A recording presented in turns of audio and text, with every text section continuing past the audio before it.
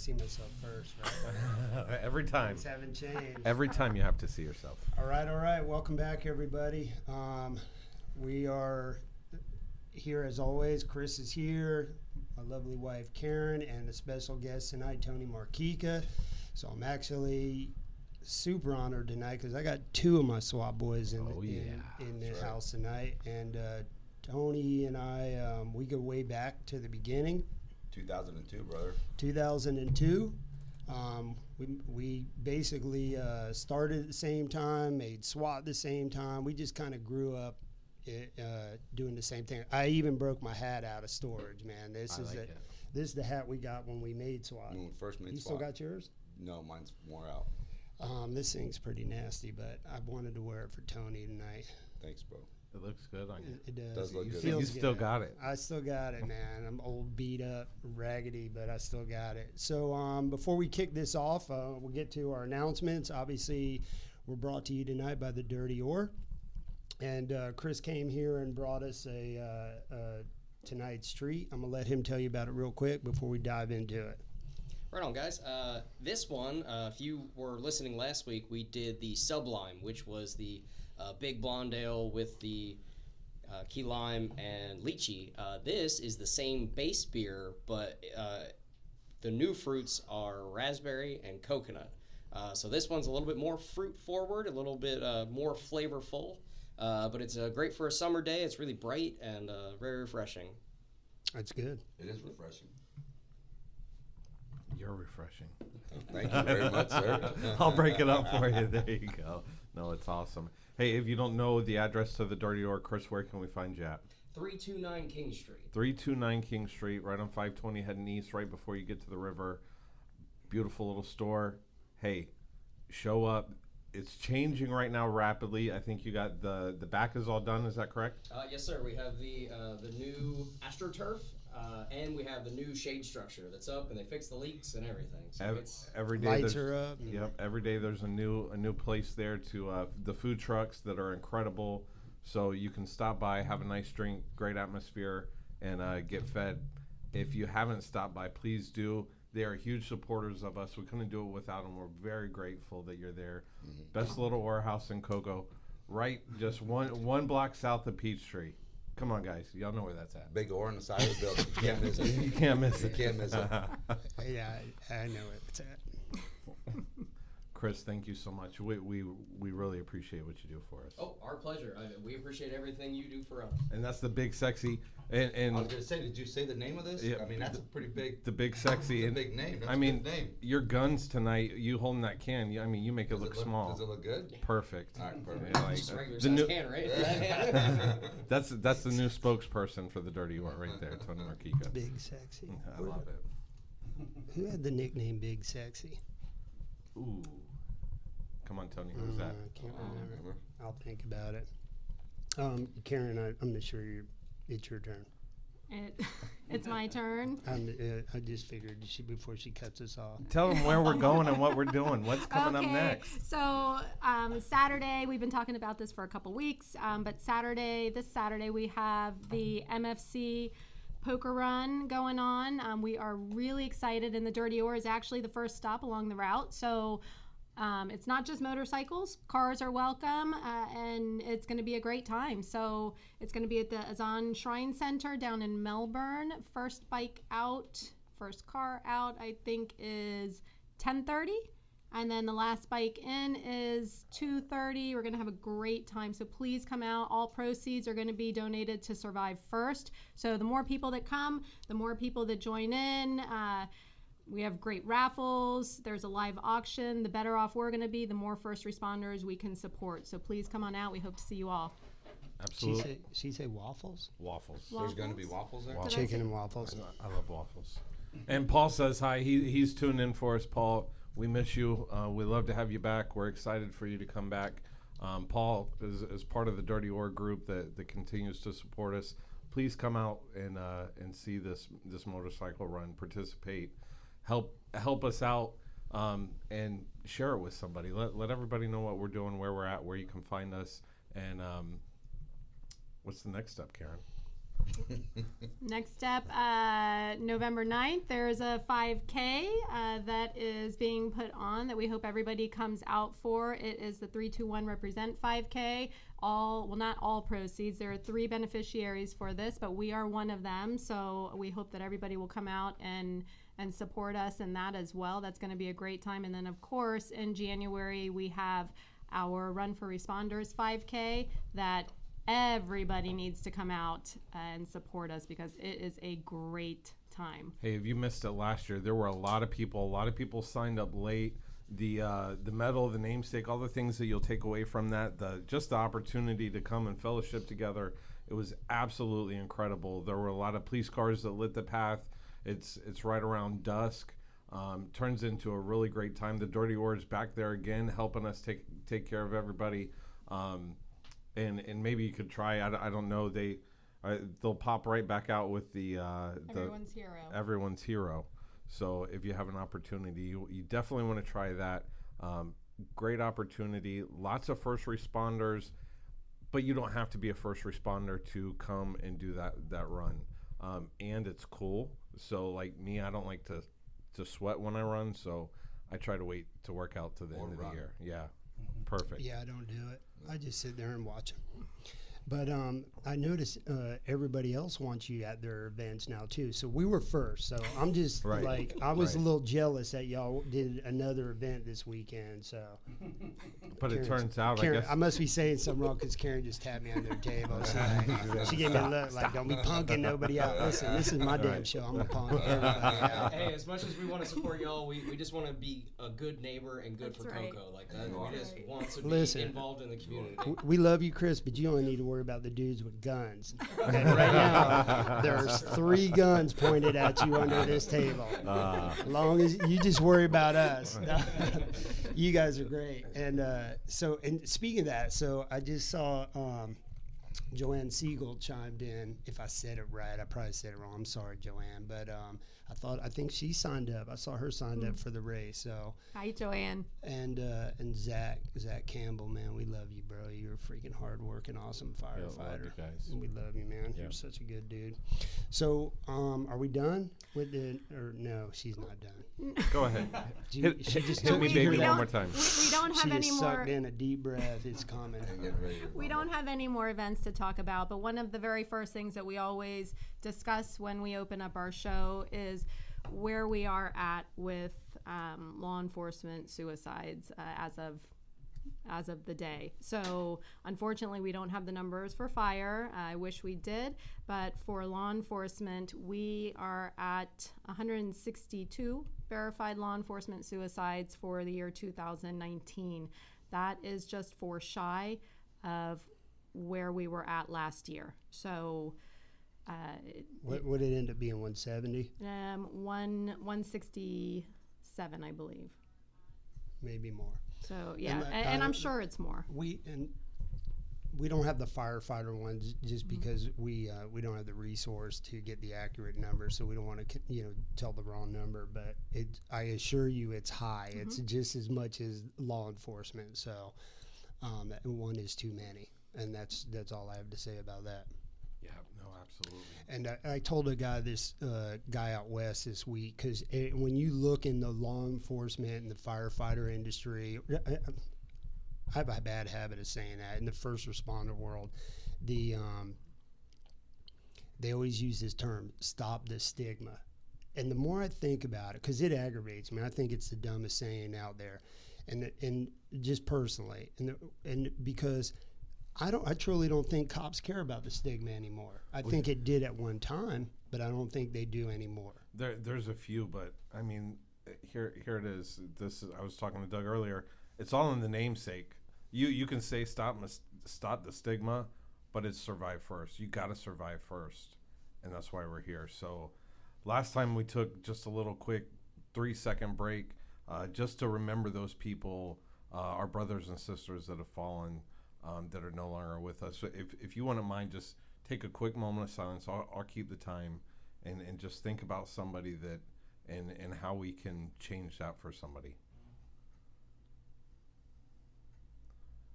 3 seconds is forever, but it's not a lifetime. No, that's true. So the what was I talking about? You know, I'm Messed having. them up. I'm sorry. I forgot. The stigma. The stigma. Yeah. That's how much it aggravates me. Yeah. So really, what I'm trying to tell everybody is, yeah, I'm not a big social media guy, but when I do go on it, it aggravates me because people will post the dumbest crap on there, and they'll support the dumbest crap. I mean, I wish people loved us as much as turtles and cats, because if you support the turtles, support the cats, but when it comes to support the cops, it's go, F Right. yourself. So so what I'm telling these guys now, instead of putting the title out there, "Stop the Stigma," don't put that no more, because nobody cares about that. Put out there, "Fix the freaking problem." You don't have to say freaking, that's just my word, but you can just say "fix the problem." Or survive first. Or put an answer up there, because something. people are looking, "Stop the stigma." Like every time I look at it, I didn't care about no stigma. Never fazed me one bit. Nor do all the guys that I know and that I'm dealing with on a daily basis. They're not concerned about the stigma. They're suffering, and they're suffering for a reason, and there's help out there, and there's reasons. It doesn't have to be Survive First. There's plenty of great organizations out there from the Northwest. You have Code 4. You've got even in another industry in Florida. What's Deborah's place? Code 9. Code 9. There's a ton of code stuff out there, but they're two great organizations outside us. We don't really care if you call us, or we care that you call us, but if you don't call somebody. I mean, the main goal is to get help. That's it. We just want you to get help, and we want you to stay alive, and we want you to live a healthy, happy life, because this is going to bring us into the subject. Can I just go ahead? We got a commercial, or can we roll? We can cut the commercial, but here's something to think about while we take that break. Hey, you see how intense Doug just came out with? Like, know that this show, share this show. You're going to take something great away from this. Flip us to break, babe. That was good.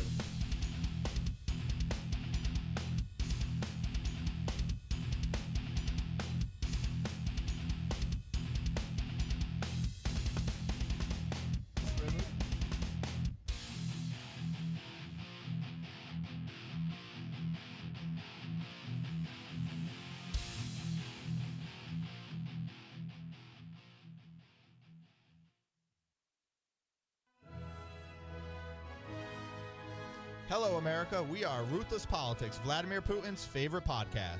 Hello, American podcast listeners. I am Vladimir Putin.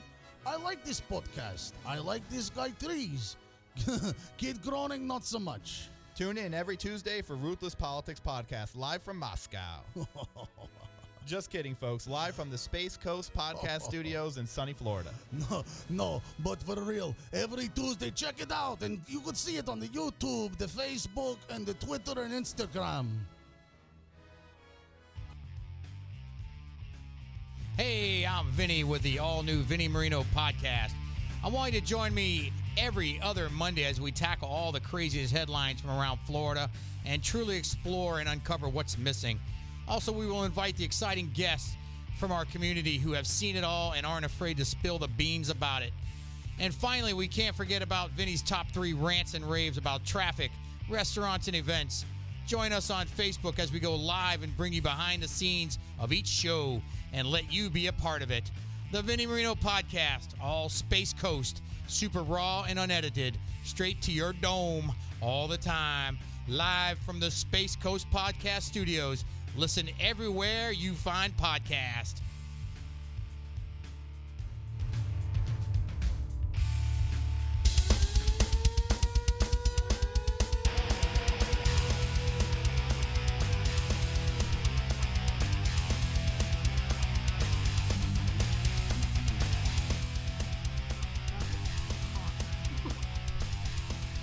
Yes, ma'am. She's yelling at me to start talking. Huh? All right, so I was just about to dive into it. Talking about the job. So, listen, and I've said this before. It's a freaking cool job. I loved doing my job so much. What'd you say? One of the best jobs. The best job. And listen, because I saw a comment, man, just you quit being a pussy and do the job. Hey, man, that's how I got like this, was doing the job. And ain't nothing, listen, I haven't met one yet on my unit. we were a bunch of heavy hitting, hard hitting thugs. But here's the deal. So once upon a time back in the day, we were so into what we were doing, kicking doors, blowing stuff up, training, running and gunning. That's what we lived for. I go back in the day, Tony and I, it's funny how both of us have had this connection. Both our wives at the time were pregnant. We were both out on FMLA. Matter of fact, not only were they pregnant, they went into labor at the same time. Where we were at SWAT training. Yeah, and they were next door to each other.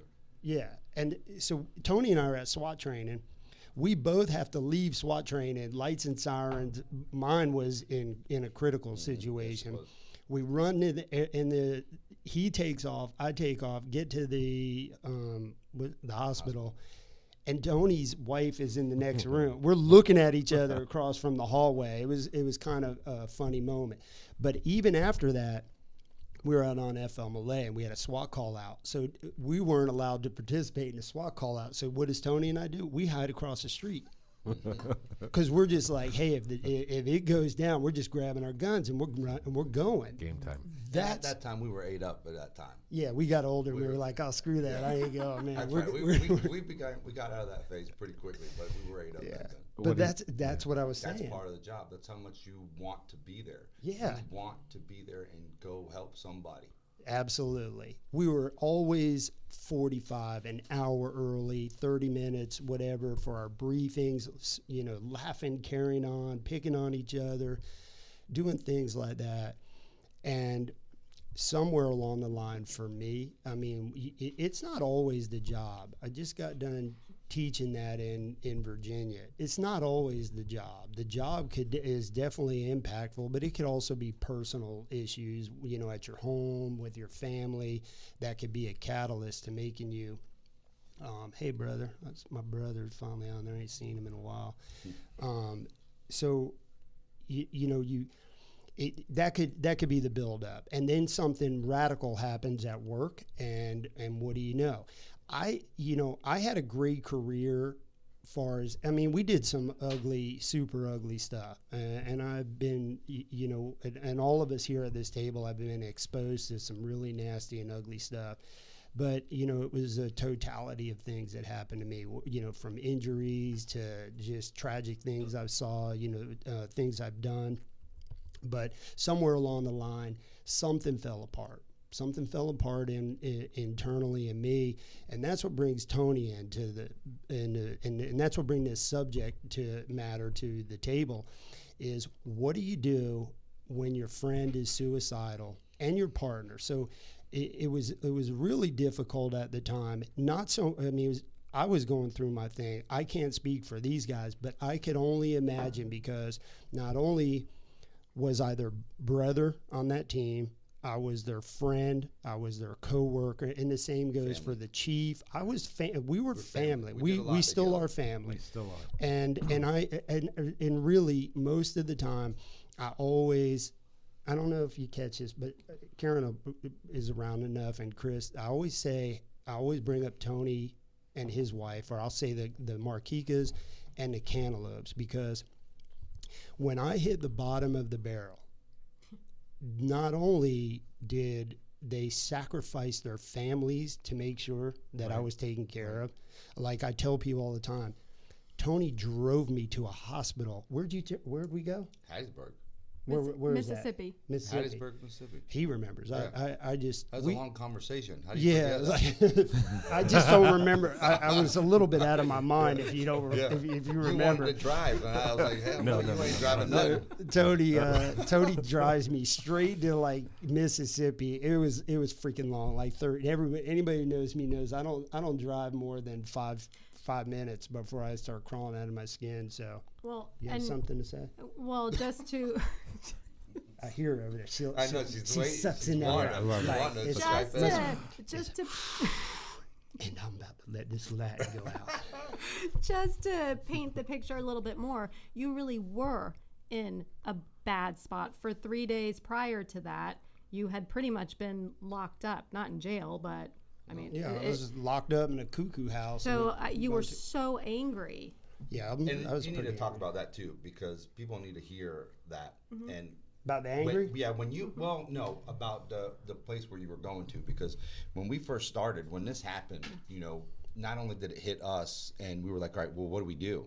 What do we normally do with people that say they want to hurt themselves? We send them, we Baker Act them, right? That's what police officers do. And unfortunately, Doug had to go through that. And when we ended up driving him down there twice, when we ended up driving him down there, I came to visit you. John Blackledge came to visit you, and we sat there and talked. And I mean, even Doug was crying. Even Doug was even just saying, he goes, "I don't belong here." And at that moment, seeing somebody there, especially a family member that was, that needed help, and then that's the way that we treated him. It was wrong. And I want to say that we reached out to the chief at the time, and he was already looking, because he knew that wasn't the place for you. And that's when we found this place in Hattiesburg.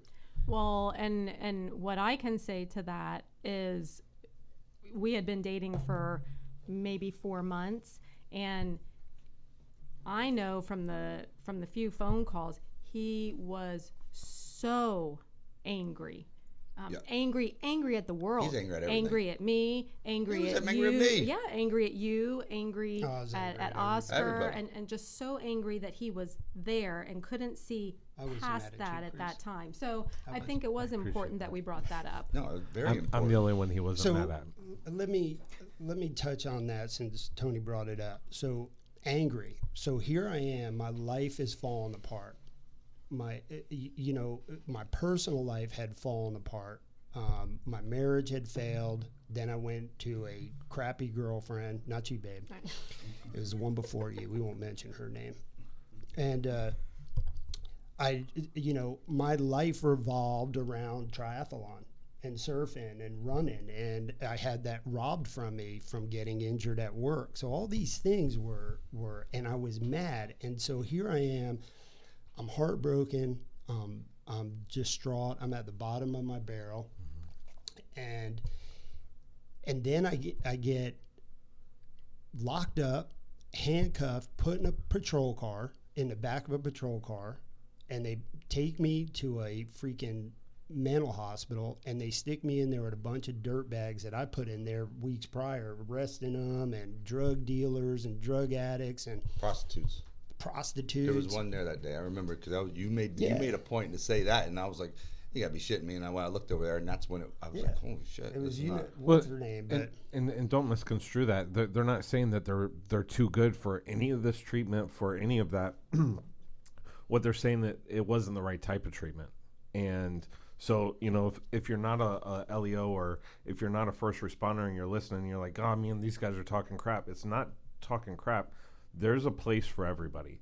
And when you dig through those trenches and you go through this life, going and being Baker acted is not the solution. So I'll let you jump back in there. I just wanted to make was a sure good that point. everybody knows. That was a good point. Because we're not better than law. We're not saying that. But it's not the right place, and we got to establish that for sure. no, and Chris is right. I'm not dogging out and saying we're better than anybody, but it's hard to swallow when you're on the other side of the fence, so to speak. You know what I mean? And I got put in there. So, I was angry at so many different levels, and I was just angry in period, because I go back, and when I can remember, as bad as my memory is, I can remember when I started in the career.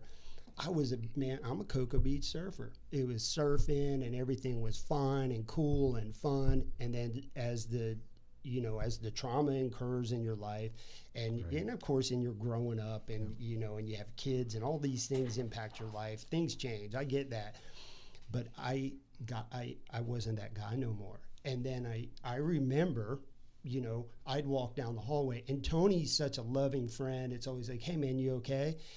And it from as close as we are to you saying, "Hey, you okay?" And my answer to you was always, "No, fuck you. I'm go fine. fuck off. Go fuck you, man." Right. And excuse my language, but that's what I would say to him.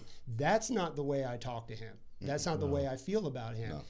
Not only was it Tony, it was a few others. Tony's wife, She was a mediator in a lot of it. she's the mediator. She was my dear friend. I mean, I love her to death. I treated her like freaking crap. And then one, she's scary as hell. She's probably the scariest freaking woman on the planet. She's the woman, when she asks you a question, don't lie because she already knows Just the don't answer. talk. I don't even talk to You her better tell her because the truth. if she's asking a question, I know I'm already They wrong. should have put her on the OJ case and all them other ones. So she would say stuff to me, and I'd get nervous.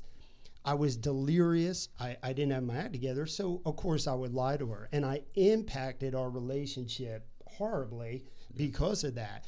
Tony was a little different. I didn't really, because she was a girl and I was screwing around and doing unethical crap with women and doing shit. Sorry, baby. That's Okay. And That was before you. That's where we're at. That was before you. No, that was. Oh, you're right. That No, was- you're right. no, You're I'm right. That was during me. All right, let's not talk about that. That's not what we're here about. No, Well, it's the topic. Right, That's what part of our we do. story. Absolutely.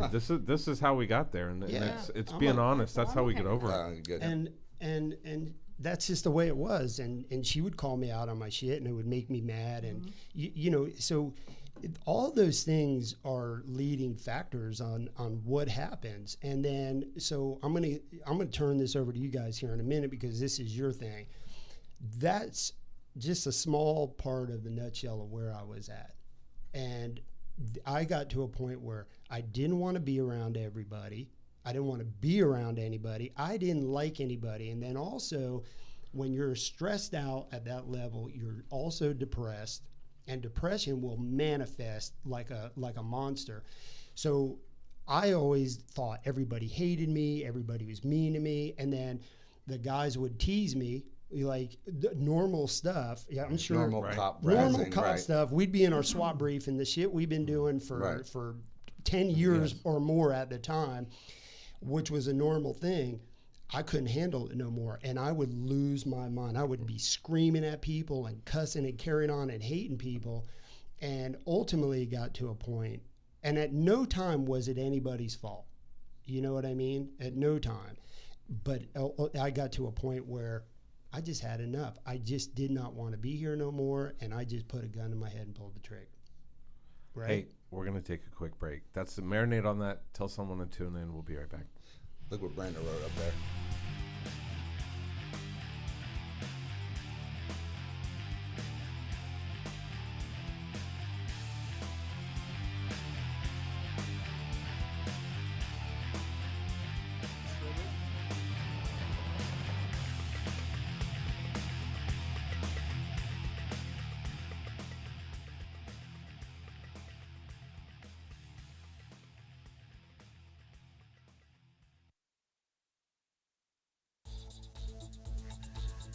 Are you new to a leadership position?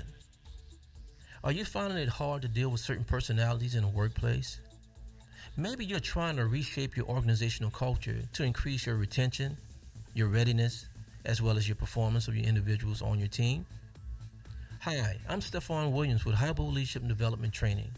I welcome you to contact me to kind of explore some things that we can do to help you with your people needs. We're in the business of human capital performance on the professional side as well as the personal side. If you're looking for a motivational speaker to open up your convention, contact StefanWilliams.com. If you're looking for someone that's going to help you redefine your own personal leadership style, contact StefanWilliams.com. If you're just looking to take your team to the next level, contact StefanWilliams.com, and that is STEPHON Williams.com. Highbull Leadership Development Training. We look forward to seeing, hearing, and working with you. You're listening to Space Coast Podcast, home of the greatest podcasts on the Space Coast. If you're interested in becoming a sponsor or having your own show, email us at spacecoastpodcast@hotmail.com. Space Coast Podcast. Talk hard!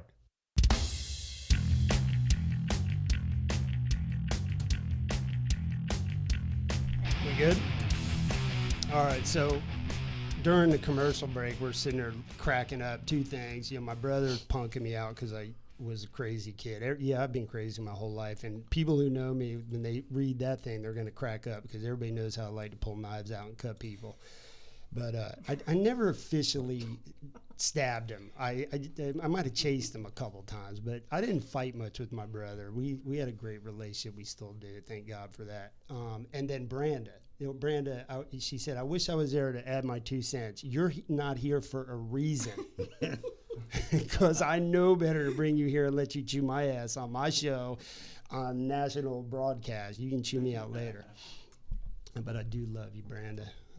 You're just the best. So I'm going to wrap my little segment up. So the issue is how do we treat each other?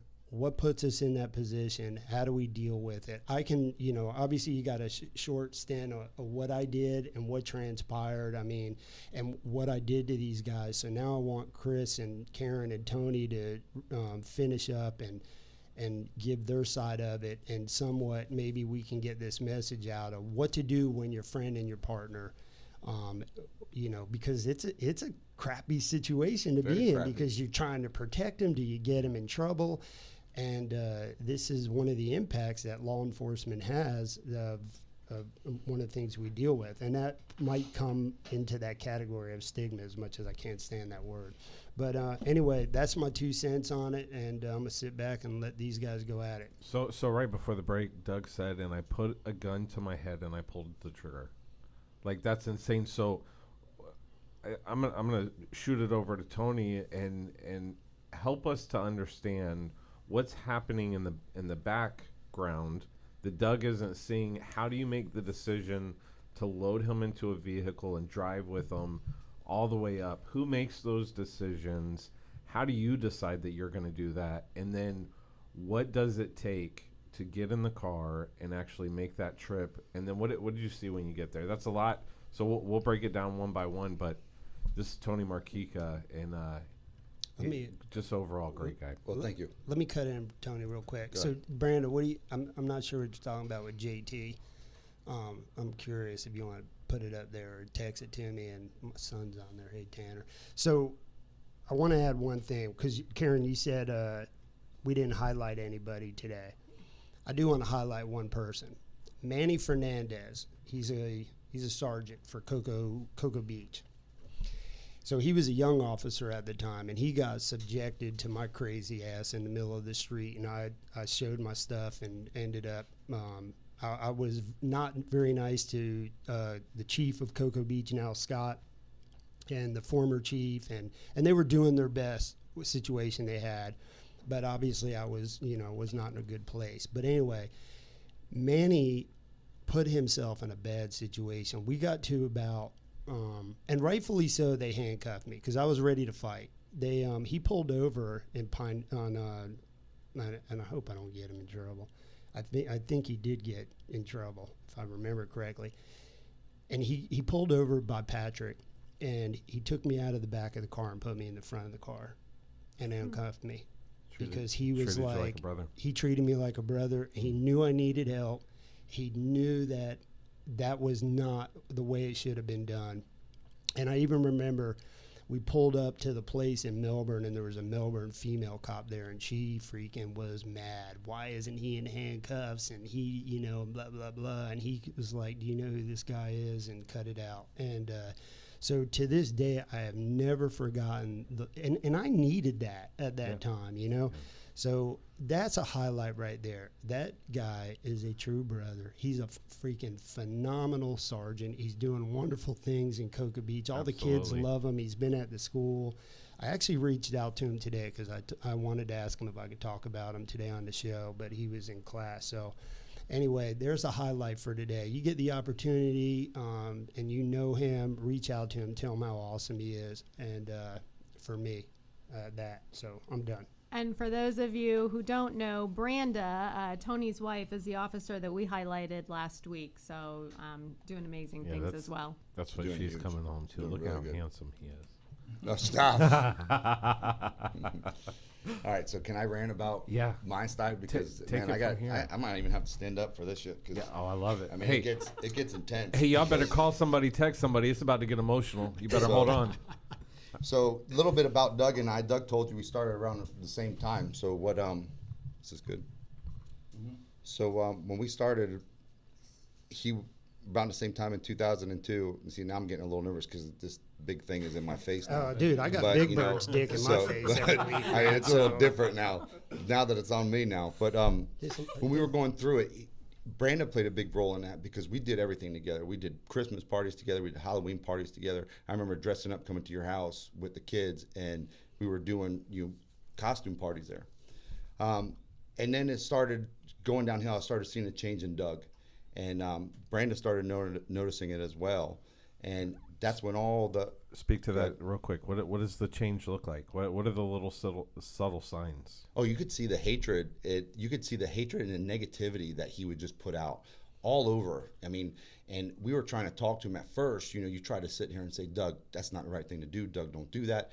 Doug, stop doing that. It got to the point so bad that where it was, all right, I don't give a shit anymore. I can't put myself around this because it's hurting me because of the actions that he's doing, and I don't want to be involved in it because we have a family. We got to protect our family and everything, and he's part of the brotherhood family. And you're like, all right, well, where do we do with this? So we just started, kind of, all right, well, listen, if you want to do that shit, and go ahead and do that, we're going to go do our stuff. And then we grew apart for a while, and then I would still get that, fuck you when we went down the hallway. And I'm like, hey, Doug, how you doing? And that's the way he would respond to me.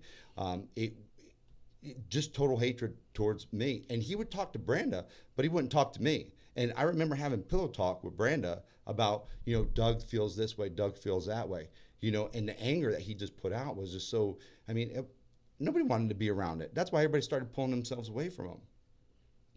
But he made a comment before we went to the last break about, making a decision to get him in trouble. Nobody wanted to get him in trouble. We wanted to help him. We knew that there was something going on. We just didn't know what was going on. He was just spiraling out of control. And we were thinking about it, at least the ones that I feel, the ones that loved him and cared about him, they were like, what the hell's going on with him? Because we never really experienced that. We started at the same time. We see bad stuff all the time on a daily basis, right? So we see a lot of nasty things. Incidents happen all the time. 2 of them just happened this week. Right, Chris? Yeah, absolutely. And officers are dealing with that. And then Doug and I, we've seen a lot of stuff together. So I could see how it affects people differently. Actually, I think it all affects us the same. It's just how we let it get out. Right. How we let those emotions out. How do we deal with it? Right. We talk to somebody, or we anger. We get mad. We just show our anger and hatred to the world, to everything. So there was actually a couple years where we didn't hang out at all, Doug and I. And then this whole incident started happening about him, coming up, and there was rumors, Doug saying that he's going to hurt himself. Doug saying he's going to hurt himself. So everybody's like, well, I didn't hear anything. Well, no, listen, if you heard something like that, let's do it. Say something. And then this is where, I feel, and there's a whole bunch of stuff, but I'm looking at the clock. We only got 20 minutes, and I let other people talk. But there's a whole bunch of stuff that's in the middle there that I could touch on, about Doug. But when you start seeing stuff like that, it's like, all right, what do we do now? How do we help this guy? And I remember sitting down with Cantaloupe at the time going, this is what he said, and, right. This is what officers are saying that he said, and nobody wanted to say anything. So I was like, well, no, we need to do something about this. And I remember going into when they made the first decision, which was the wrong decision, but that's how we knew how to deal with it at the time, was to do a Baker Act. I was in the room with it was Lieutenant Casey at the time. Do you remember that? Mm-hmm. As soon as he told you that, you took off everything. I thought everybody was going to fight in the commander's office or lieutenant's office at the time. Yeah, I wanted to fight him. Yeah, I know you did. And you took your anger out on him.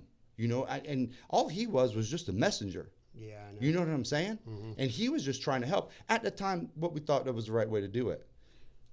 Go ahead. Well, I think that's important. That's such an important thing that you just said. At that time, right, which was six years ago.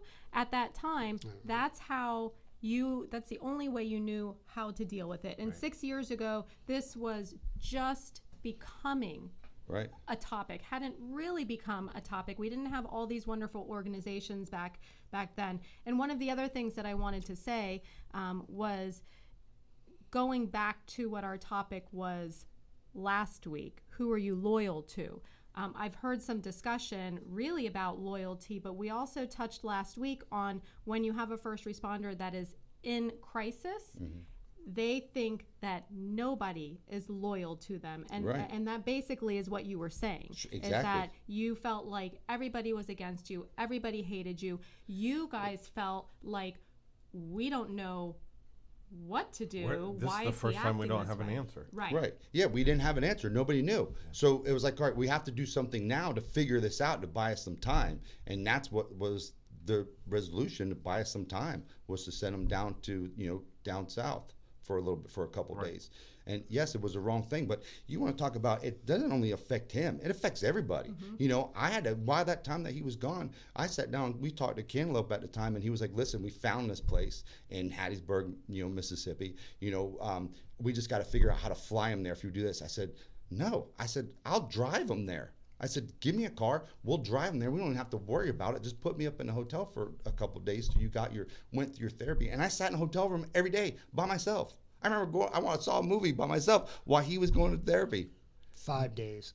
Was it 5 days? It was, no, I want to say it was 3 days. Yeah, it was 3 days when we went to Hattiesburg. And then 2 travel days, yeah. Yes. Yeah, it took us all day to get there, of course. But it was very, it was very, till we found that spot and all the people that were behind that and working it. And look at what it's become now. I never heard of officers having PTSD. I thought it was just for military veterans.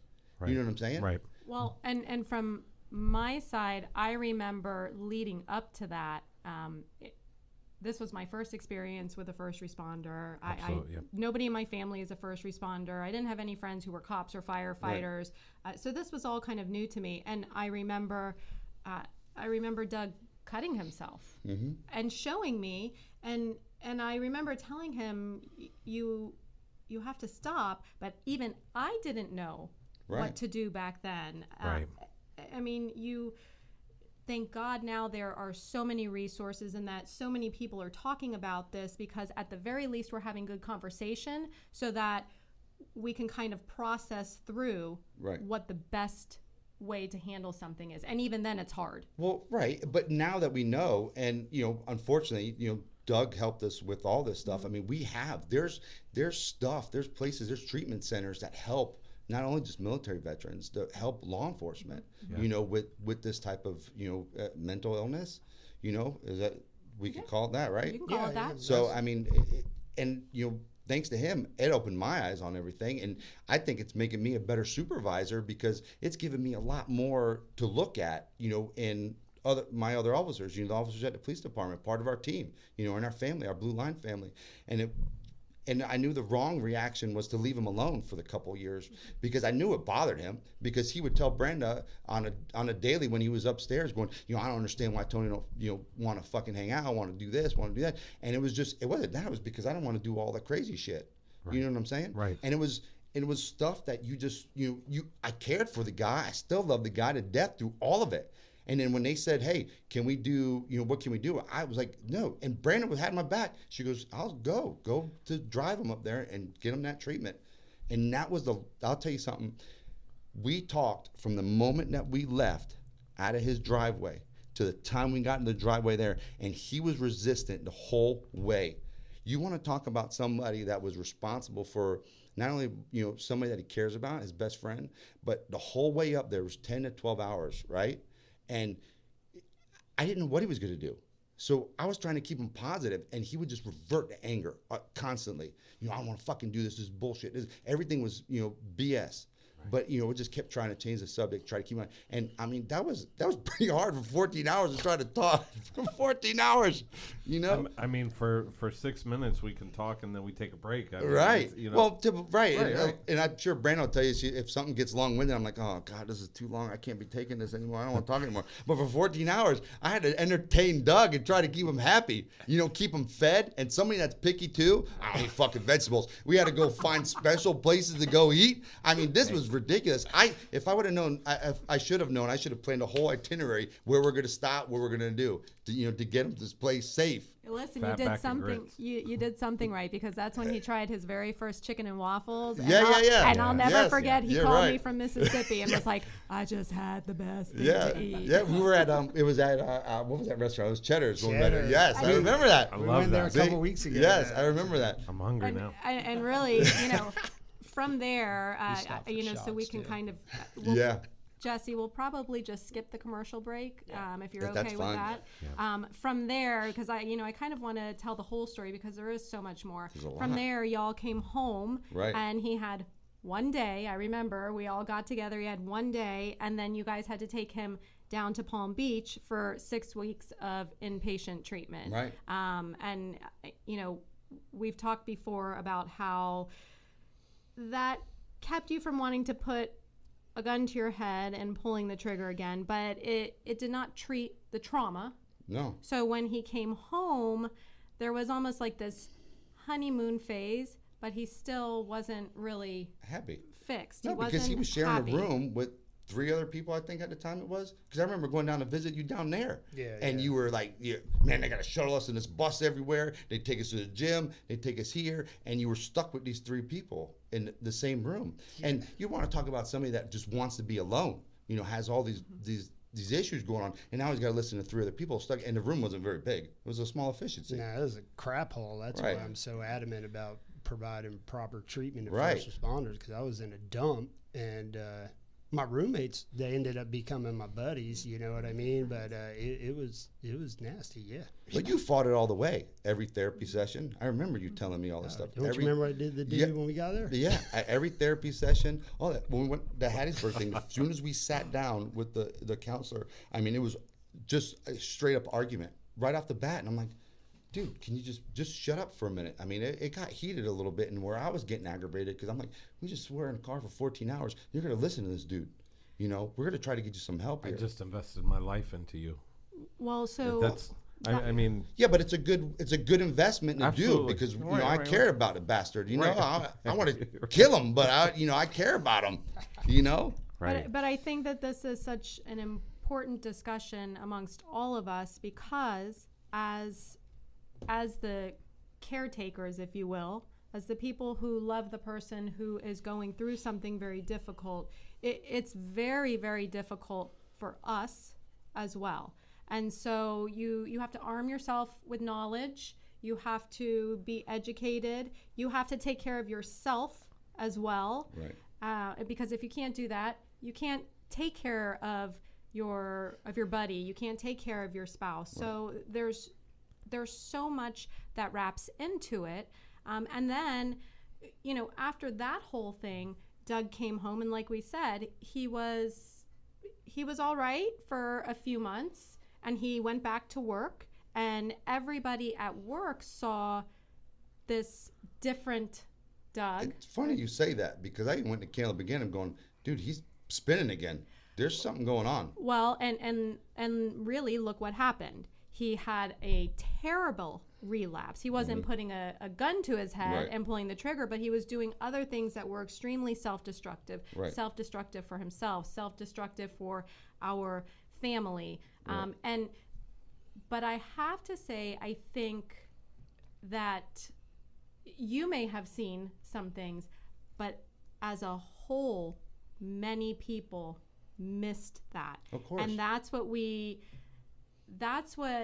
need to understand. That's what people need to understand, is that, one, it's very difficult for the people that are involved supporting, but we have to stick by them, because they feel like A loner. They feel like a loner. yeah. They feel like there's nobody there for Right. them. I don't know. You tell me. How many times did Doug tell you turned your back on him? Did you ever? It was hundreds. It was yes, hundreds. And same I was always the one that changed. It wasn't Yes. him. Right. But- and, I mean, we're not ragging on you, babe. You know, I mean, Yeah, this y'all is- are. No, we are. We're throwing it all out there, right? Yeah, We're throwing it out I'm there. listening. Because You know- you got to remember, a lot of this stuff I don't remember. No, so, and it's not only hurtful for you, but it's hurtful for us watching and doing what we had to do to try to get you that help, because nobody wants to do that to a brother.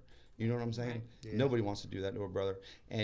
But the outcome, and I'll tell you this right now, and when you told me that you were doing this, when you were getting this stuff going on, I mean, I got to tell you, I got goosebumps now. Look at that, Karen. Yeah, See that? yeah. I got to tell you, it was amazing, because I was like, holy shit, this guy went from totally down the drain, now helping people that are in a spot where he was. You know what I'm saying? And it feels good. He gives me a lot of credit. Listen, I'm like any other friend that would be there for someone that they love. You know what I'm Loyal. saying? He's the one who gets Loyal. the credit, Yeah. because he's the one who did the big change. Right. He had to do the big change, because if not, I really don't believe, if we didn't see that and if we didn't do that, and again, I got to throw Cantaloupe out there. If Cantaloupe didn't give us the support that we needed, I don't think Doug would be here today. I really don't. I agree with that. No. And I tell Cantaloupe, I really strongly believe, and I'm sorry, Karen. No. I strongly believe that Cantaloupe is the first chief that I know of, at least in our area, that started this wave with trying to get somebody some help. He looked and he found that place in Mississippi. Yeah, he called Doug Muldoon and John Yes, Blackledge, and he's the one who those did that, guys right. to this day they're on my team. You know, Right. John's my mentor. John's one of the best people I've ever met. And Yes. Doug is is Doug our vice president, or he's something? He's a big part of Survive First. Muldooney's on our board of directors. Yeah, and Chris, That's why you're you're not here, Karen. saying a whole lot. Just because you were in Afghanistan fighting Taliban doesn't give you no excuse not to be there for me. You know, I have ample opportunity to run my mouth, but you know, here's the thing. Look at the panel of 4 sitting here, and each person in this process had a different impact, and what they saw, what they took away from it was, I mean, that's heartfelt. That's emotion. Emotion creates movement. There was a lot of emotion in that time, and each person had to give a little bit and move and be willing to live outside of their comfort zone. Right. And then they had to support each other and have faith and hope. I mean, this is not just an easy subject. No. Well, Go ahead. not to interrupt, Chris, I'm sorry, but just like earlier when, you thought a touchy subject got brought up about, stuff that we went Right. through. And I looked at you and I said, no, that's That's our story. right. You're we right. talk about everything that we went through Right. and there's no animosity. We've healed. And that's important so to do, it right? is. That's part of the healing Yes. process Absolutely. to do. You're exactly so right. we have no problem with any part of our story. You're right. Being told to the world, because like Chris and I were talking last week, it shows that there is hope. Yeah. That you can go through the worst of the worst, but with work, and there's hope. Right. And this man right here is a sign Absolutely. that shows that there's hope. Absolutely. How about that? Listen, I live with the guy. Yeah, so. he's still got some stuff, There's but a lot he's of people out there going, y'all are full of crap. Yeah, but I'll tell you this right Are you now. talking about the same Doug Mondo? Yeah, you're a lot more pleasurable to talk to now than you were back then. I'll tell you that right now. Just you don't know. cross them. Just don't, yeah, that's right. Just don't cross them. Don't Right. cross me. But it's something that we all have learned. I think it's in my position that I am now with the agency. I think it's given me a lot, because I've learned a great deal from Doug, and to learn to see what to look for now in other officers that might happen. You know what I'm saying? You said that this morning. And how to speak up. I Right. mean, Right. now you know what's able to be done, instead of saying, okay, here's the handcuffs behind your back, sit in the back, you're going to the treatment facility, the closest one, and we're going to treat you like you don't need to be treated. There's an alternative route, and that starts with the conversation. If you're the friend, you have to identify that your partner is in crisis. You got to get help. You got to speak up, ask questions. Doug started the show off with, it's not just us. You don't got to call us. There's a lot of great organizations out there to be a part of, to call, to get help. And if you're the person in crisis, this is your family. Your family loves you. We love you. And I can't stress that enough. Like, you're not alone in this walk. There are people. I mean, Tony just talked about it. The police chief, all the people, the SWAT team, the brothers, the sisters that surrounded Doug and were willing to take him away and try something different. This is kind of like, we have the conversation because 164 or 163 is way too much. One is too much, but I'm telling you, I don't want to lose another one. Right. I don't, and I'm willing to go to whatever length. So, we're all sincere here.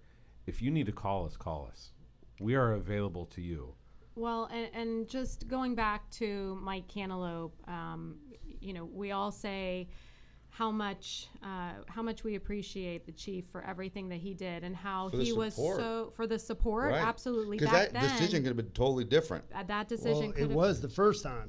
But Well, it didn't end Different up that, chief. right. Yeah, Well, different. right, but you could see how what one person can make a Yeah. difference. Yeah, absolutely. And how Absolutely. and I think that it's very important to put out there now that as the years have progressed, we see so many chiefs. We have talked to so many at conferences that are they are begging for information. They want their guys and their girls to know that they are there, that they can go to them if they're having a problem, and that they're there for support, because really they don't want to lose anybody. This is all coming out now, and so nobody should be afraid to go to their administration and say, hey, I need help. Right. Because from what we have seen, we've been to a lot of conferences and we've spoken to many, many chiefs, and they are all on board. right. No, yeah, Right. for the most, yeah. So we're almost out of time for the night. So you know, you guys, wrap it up. You know, do your wrap up. Touch on what they should do if they're in that predicament, and also you know what to do. Tony, you got 3 minutes to really run this down. Tell us from your standpoint. They've heard from me, and I think you love the hell out of them right where they're at. First and foremost, Right. Don't give up on your partner. Be loyal. You know, be loyal to your brother, your sister, your friend, and ask for help. You don't have to do this by yourself. And if you don't know how to help your partner, ask for help. We are here. There's no secrets in this. We can help you through the process. Pick up the phone, call. If you don't want to call Survive First, there's just reach out to somebody. Well, and let me ask Doug, babe, what is your advice, babe? What is your advice to somebody who is going through what you went through? My advice for the person who's going through what I'm going through is, you've got to have that talk. You've got to reach out, because here's the deal. I say this all the time. The bottom line is, you should not be killing yourself over a job and over stuff that can be fixed, because this can be fixed. Obviously, I'm living proof of it. So, you know, there is. The other part too was what it really was trying to get out before with these guys is, you know, you've got to have those conversations, because a lot of times you say, oh, we don't want to get him in trouble, we don't want to hurt him, we don't want it. But listen, but you got to, because in the same breath, if it costs you your job or it costs your career or anything like that, you're still alive. Yes. Because, you know, at that point, you know, I didn't walk around telling anybody anything. I just wanted to die. I just wanted to get the hell out of here, because I hated this place. I hated everybody in it. And so, and that's usually, you know, listen, man, there's a lot of cops out there killing themselves, right? Think about it. If you just really dissect that, a cop killing himself, because you really, I mean, think about it. At the bottom of the barrel to end your life, it's a radical thing. So stop them. Have the conversations. Don't let things spiral out of hand, and don't let the career get in the way, because the career can be fixed if you can be fixed. Right. Right? Well said. That's it. That's good. That's good. All right. Well, anything else, Tony? No, I think Chris said it all good, and I appreciate you guys' invite tonight. So No, you're done. you just can't talk no more.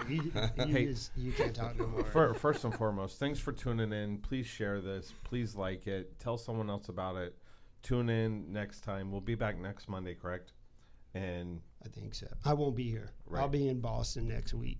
I think I'm in Boston next week, so it's on you guys. It's next week. kind of hard to beat this matchup. I mean, you got two awesome guys with big muscles and tattoos. I mean, I'm in. We're just ugly. Well, thank So, you very much. and you're one of us, man. So That's don't right. always That try is to true. just because you got a pretty shirt on tonight. We can get you a tattoo anytime, he's, bro. He's the nice one. We can go right after this. Yeah, we'll tattoo you. Yeah, we'll up get you and- some. and, I One of those remember henna tattoos. or Once something. upon a time, henna. Tony and I had fresh skin. So listen, before we shut this down, I'm never going to miss the opportunity to obviously thank everybody who's in my corner. Obviously, 4 of them, 4. We'll include you, Jesse. You're the producer. Anyway, they're in the room with me. Man, my wife is an angel. She sacrificed her whole life for me. I'm sitting between 2 of my SWAT brothers who have, protected me with their lives, man. That's what goes without saying. Obviously, Tony I love him with all my heart. I'm not embarrassed to say it on national freaking broadcast. Please, you treat your guys the way he treated me, and no matter what they're doing, and his wife, they sacrificed for their families to make sure that I stayed healthy. Obviously, thanks to the Cantaloupes as well, they did the same thing, and Muldoon and John Blackledge. There was a big team behind it. My family, my kids. I'm not going to lose that opportunity to thank them because life is short. Yes. And when you're you never know what tomorrow's going to bring, especially when I'm involved. So anyway, with that, thank you. Anything you guys want to say? Come out Saturday to the Azan Shrine Center for our fundraiser. We hope to see all of you guys there. First stop's the Dirty Ore. And remember, survive first and live happy. Thank you very much.